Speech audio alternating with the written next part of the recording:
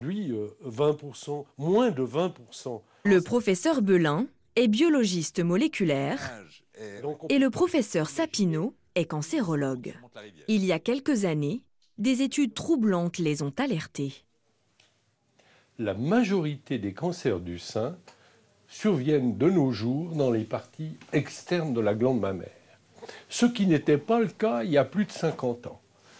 À cette époque-là, la majorité des cancers mammaires étaient distribués de façon homogène dans les 4 cadrans de la glande. Et c'est au cours des décennies écoulées qu'on a observé qu'il y avait, au fond, 80% des cancers du sein survenaient dans cette partie externe proche des aisselles. Les deux chercheurs constatent qu'en parallèle de cette évolution, les femmes s'appliquent de plus en plus d'antitranspirants sous les aisselles. Ils s'intéressent alors aux composés chimiques qu'ils contiennent et se mettent sur la piste des sels d'aluminium. Ils ont réalisé des expériences que personne n'avait menées auparavant. Ils ont prélevé sur plusieurs femmes en bonne santé des cellules de glandes mammaires. Dans ces précieuses petites boîtes, ils les ont cultivées in vitro et les ont exposées à d'infimes doses de sel d'aluminium. Je vais prendre du sel d'aluminium et je vais le mettre dans ma culture. Et voilà. Pendant des semaines, ils ont répété cette opération et ont observé l'évolution des cellules de glandes mammaires au contact des sels d'aluminium. Ce qu'ils ont découvert les préoccupe. La première observation, c'était cet effet marqué sur la morphologie des cellules, sur leur apparence. Des cellules normales prolifèrent comme un tapis de cellules homogènes, alors que les cellules exposées au sel d'aluminium, elles dérapent. Elles commencent à former des monticules, des accumulations de cellules, ce qu'elles ne devraient jamais faire en conditions normales. Pendant 3 ans, ils mènent toute une série d'expériences et à chaque fois, les résultats démontrent des transformations des cellules exposées au sel d'aluminium. Nos travaux, en conclusion, démontrent plusieurs choses. La première chose, ils démontrent que les sels d'aluminium ne peuvent pas être considérés comme inoffensifs pour les cellules humaines. En tout cas pas pour les cellules de la glande mammaire. Et ensuite, ils induisent des altérations profondes dans le comportement de ces cellules, altérations qui sont caractéristiques des phases précoces de cellules qui sont en train de devenir cancéreuses. Cette étude, aux résultats préoccupants, a été réalisée sur des cellules in vitro, cultivées dans des boîtes plastiques. Les deux chercheurs poursuivent donc leurs expériences sur des souris pour confirmer ou non leurs hypothèses. Il faudra encore quelques années pour établir un lien direct entre le cancer du sein et les sels d'aluminium des antitranspirants. C'est un suspect. Nous accumulons les indices pour faire condamner ce suspect. Mais nous n'avons pas encore un cahier des charges suffisamment lourd. Depuis une dizaine d'années, plusieurs études ont soulevé des questions sur le risque de toxicité des sels d'aluminium. Si bien qu'en France, l'Agence de sécurité sanitaire des produits de santé a émis un rapport en 2011. Elle recommande de ne pas utiliser les produits cosmétiques contenant de l'aluminium sur peau lésée. En clair, juste après le rasage ou l'épilation, car nos aisselles peuvent dans ce cas avoir des micro-coupures, ce qui, selon le rapport, facilite le passage de l'aluminium à travers la peau. Le rapport préconise également aux industriels de restreindre la concentration d'aluminium dans les produits antitranspirants ou déodorants à 0,6%. Nous avons décidé de vérifier si les marques avaient suivi cette recommandation. Dans les rayons, sur les étiquettes, si la présence de l'aluminium est bien indiquée dans la liste d'ingrédients, son pourcentage, lui, ne l'est pas.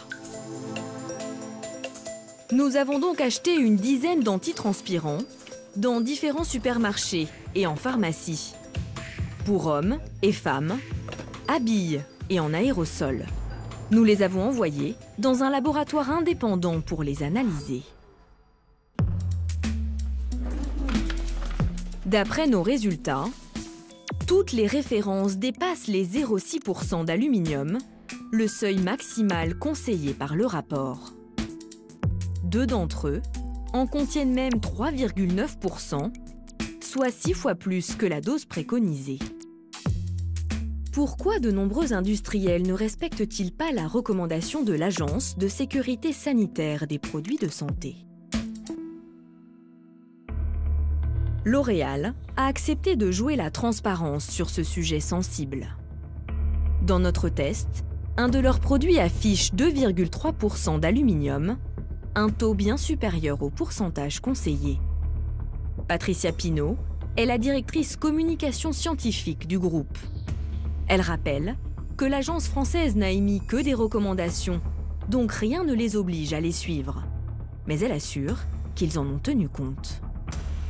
Pour certaines catégories, on a commencé à la regarder pour certaines formules, et non pas l'ensemble du formulaire, parce que ça, si on doit le faire, ça prendra plusieurs années de toute façon. Oui, on l'a prise en compte. Elle précise que les sels d'aluminium sont irremplaçables. Ce sont les seuls à réduire la transpiration. Personne, mondialement, n'a trouvé mieux que les sels d'aluminium. On ne peut pas imaginer aujourd'hui que des hommes et des femmes n'aient pas de produits antitranspirants pour ceux qui ont un problème de flux de sudation un peu trop élevé à leur goût. Donc ça veut dire qu'on privilégie l'efficacité et pas la santé? Non, on ne met pas sur le marché de produits dont on n'a pas été capable d'évaluer l'innocuité. Les sels d'aluminium, dans nos produits antitranspirants, à la concentration à laquelle ils sont utilisés, ne présentent pas de risque pour la santé humaine. Le groupe L'Oréal restera sur sa position tant qu'il ne sera pas soumis à une réglementation contraignante de la Commission européenne, seule autorité habilitée à statuer en la matière. Les autres marques de notre test nous ont fait les mêmes réponses. Certaines remettent aussi en question la fiabilité d'une étude sur laquelle s'est appuyée l'agence française pour émettre ses recommandations. Avec tout ça, nous sommes un peu perdus. Comment s'en sortir au quotidien? Quelle est la solution pour sentir bon, éviter les auréoles, tout en préservant sa santé?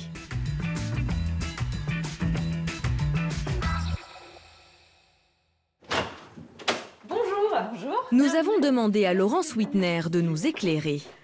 Elle a créé l'Observatoire des cosmétiques, un site internet d'information indépendant qui évalue les produits de nos salles de bain. Alors, là, je suis un petit peu perdue. Qu'est-ce que je garde, qu'est-ce que je laisse sur mon étagère dans ma salle de bain? Alors, avant de vous répondre, je vais regarder les formules de chacun de ces produits et puis je vais vous dire ce qu'il y a dedans et ce qu'on peut en penser. Ok, c'est parti. Alors, Nous lui présentons les différents antitranspirants de notre enquête en lui demandant d'écarter ceux qui lui posent problème. en général, non seulement il faut aller les chercher, Cela va être expéditif. on voit qu'il y a de l'eau, de l'alcool, du sel d'aluminium. Donc celui-là, on va le mettre au panier. Pour Laurence, c'est presque un réflexe. Si l'étiquette indique aluminium, le produit part tout droit dans la corbeille. Son innocuité est mise en doute, elle applique donc le principe de précaution.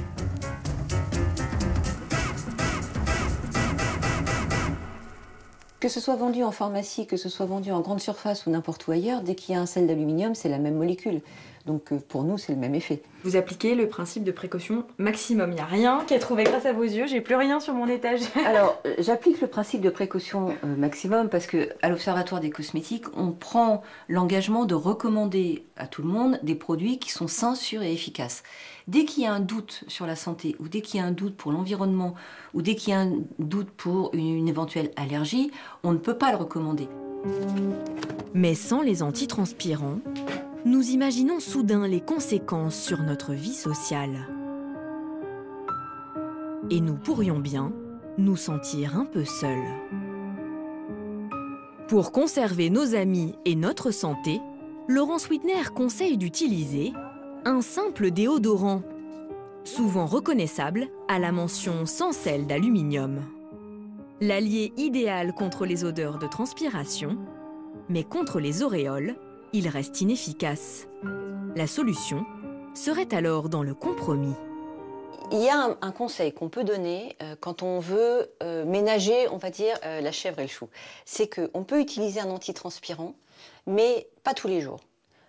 Le conseil, c'est de l'utiliser tous les 2 ou 3 jours. Alors évidemment, le deuxième jour, l'efficacité sera un peu moindre, mais elle sera quand même là. Donc vous pouvez utiliser un antitranspirant tous les 2 ou 3 jours, en alternance avec un vrai déodorant. À ce moment-là, choisissez-le le plus respectueux possible de la peau.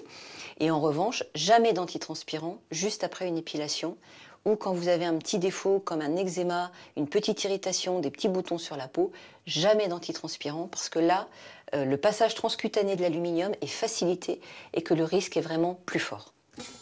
Pour éviter les ingrédients chimiques, certains consommateurs ont fait le choix du naturel, avec un produit déjà utilisé en Égypte du temps des pharaons.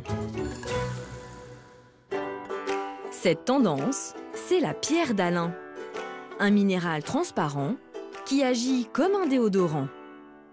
Il suffit de le mouiller, puis de l'appliquer sur les aisselles. Une faible quantité d'Alain se dépose sur la peau et régule la transpiration tout en éliminant les mauvaises odeurs. Un produit étonnant.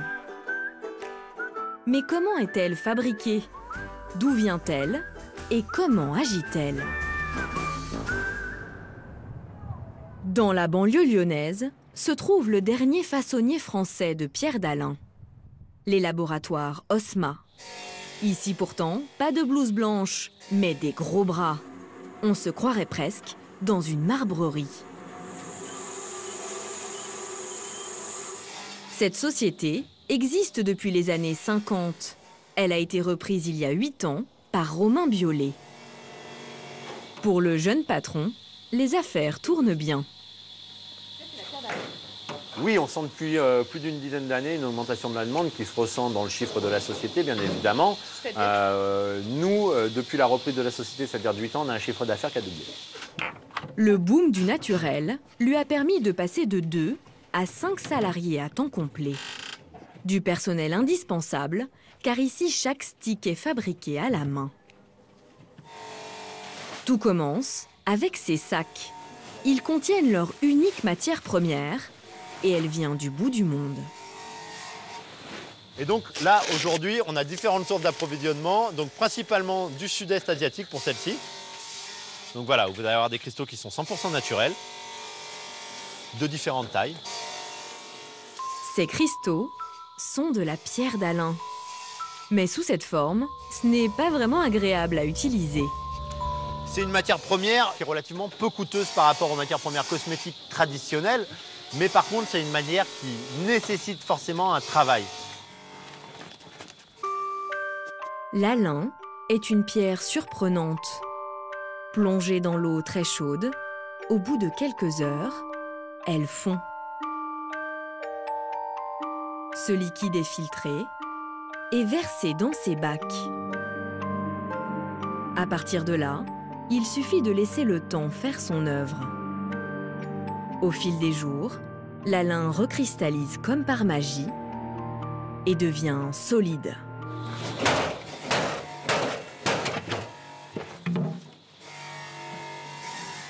Les sticks sont taillés dans ces blocs.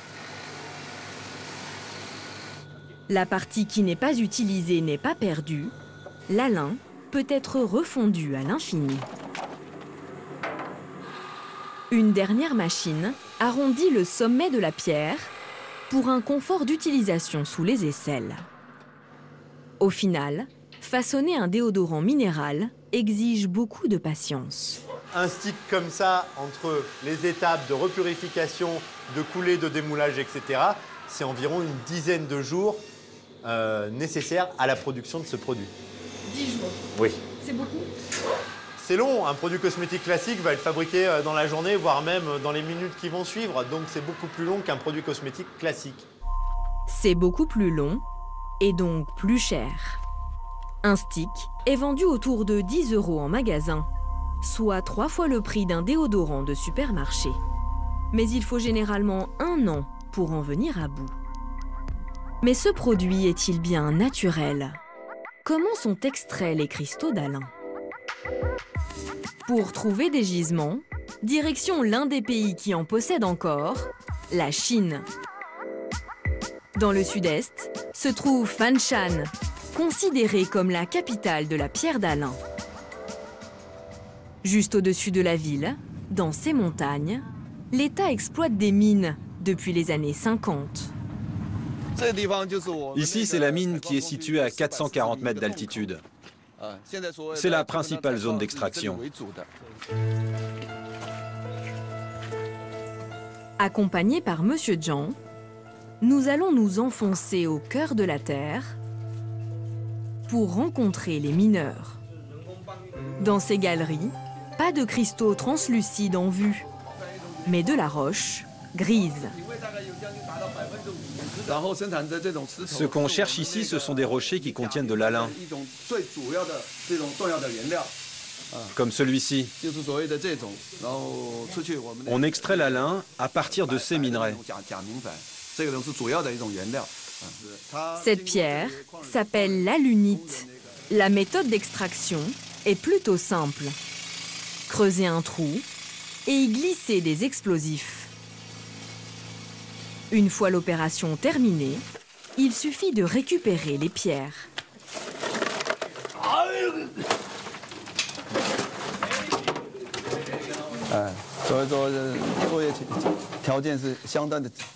Vous voyez, les conditions de travail sont très dures. Une équipe de 5 personnes remplit chaque jour 8 remorques comme celle-ci.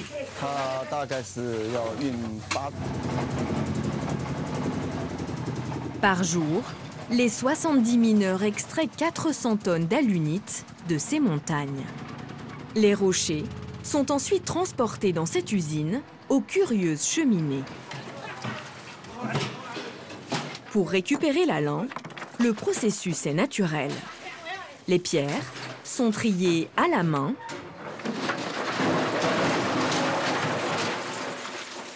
et hissées jusqu'à de grands fours.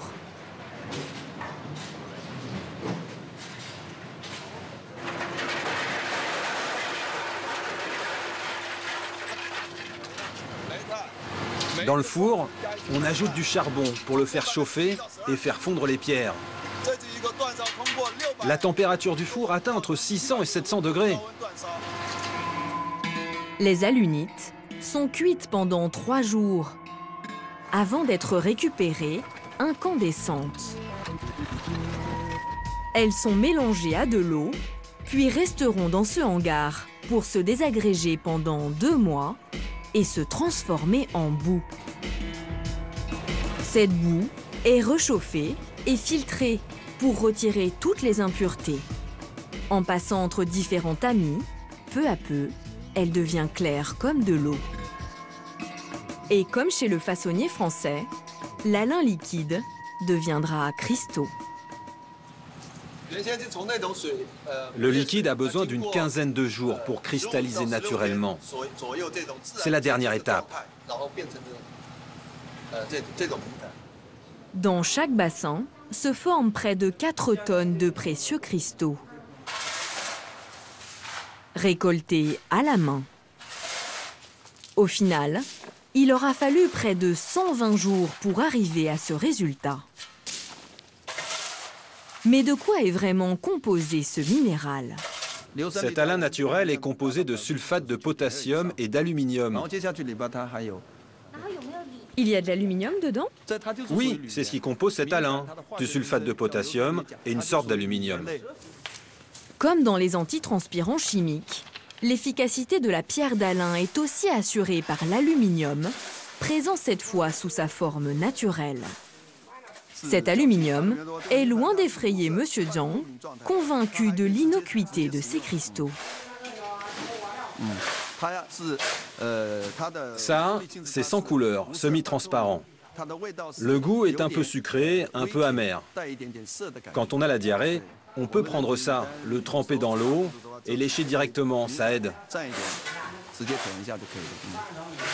Il y a un petit goût quand même. Jusqu'à maintenant, il n'y a pas eu d'évaluation de la sécurité de l'aluminium contenu dans la pierre d'alun par une autorité sanitaire. En France, nous retrouvons Laurence Wittner, l'experte en cosmétique, pour lui demander son avis sur la fameuse pierre d'alun. Le problème de la pierre d'Alain, c'est qu'il y a débat autour de son innocuité. C'est-à-dire que certes, elle est naturelle, elle existe à l'état naturel dans la nature, mais elle contient aussi de l'aluminium qui, au contact de la transpiration, peut se décomposer un peu et libérer des sels d'aluminium, exactement comme les sels d'aluminium synthétiques qu'on trouve dans les antitranspirants. Certains disent que les molécules sont plus grosses, qu'elles pénètrent moins facilement, mais c'est toujours le même problème sur une peau un peu lésée, sur une peau qui vient d'être épilée.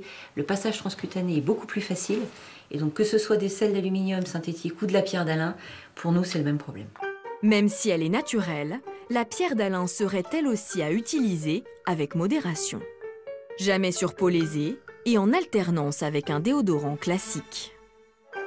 Mais à quoi bon avoir la solution pour se sentir frais